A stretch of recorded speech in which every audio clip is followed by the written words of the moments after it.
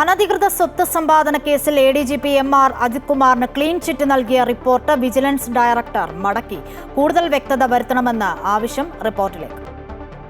ADGP MR Ajith Kumar അനധികൃതമായി സ്വത്ത് സമ്പാദിച്ചുവെന്ന് കാട്ടി PV അൻവർ MLA ആയിരുന്നു വിജിലൻസിന് പരാതി നൽകിയത്. കവടിയാർ കൊട്ടാരത്തിന് സമീപം 3 നിലകളുള്ള ബംഗ്ലാവ് പണിതുകൊണ്ടിരിക്കുകയാണെന്ന് ചൂണ്ടിക്കാട്ടിയാണ് പരാതി ഉന്നയിച്ചത്. തിരുവനന്തപുരം സ്പെഷ്യൽ ഇൻവെസ്റ്റിഗേഷൻ ടീം ഇക്കാര്യം അന്വേഷിച്ച് MR അജിത് കുമാറിന് ക്ലീൻ ചിറ്റ് നൽകി റിപ്പോർട്ട് സമർപ്പിക്കുകയും ചെയ്തിരുന്നു.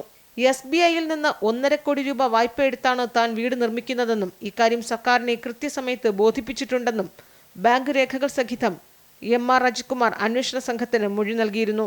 ഇതിന്റെ അടിസ്ഥാനത്തിലായിരുന്നു അനധികൃത സ്വത്ത് സമ്പാദനം കണ്ടെത്താനായില്ല എന്ന് വിജിലൻസ് റിപ്പോർട്ട് നൽകിയത്.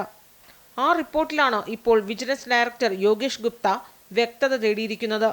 റിപ്പോർട്ടിന്മേൽ കൂടുതൽ രേഖകൾ പരിശോധിക്കണമെന്നാണ് നിർദ്ദേശം. കേസ് അന്വേഷിച്ച ഉദ്യോഗസ്ഥരുമായി വിജിലൻസ് ഡയറക്ടർ കൂടുതൽ ചർച്ച നടത്തും. അതിനുശേഷമാകും റിപ്പോർട്ടിൽ അന്തിമ തീരുമാനമെടുക്കുക.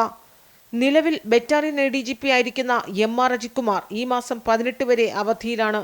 അതുവരെ പോലീസ് ആസ്ഥാനത്തെ ADGP S ശ്രീജിത്തിന് ബറ്റാലിയന്റെ ചുമതല നൽകി DGP കഴിഞ്ഞ ദിവസം ഉത്തരവിറക്കിയിരുന്നു. MR അജിത് കുമാറിനെ DGP ആക്കി സ്ഥാനക്കയറ്റം നൽകാൻ മന്ത്രിസഭായോഗം ശുപാർശ ചെയ്തതും വിവാദമായിരുന്നു.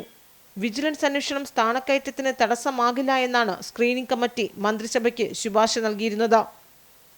അമൃത ന്യൂസ്, തിരുവനന്തപുരം.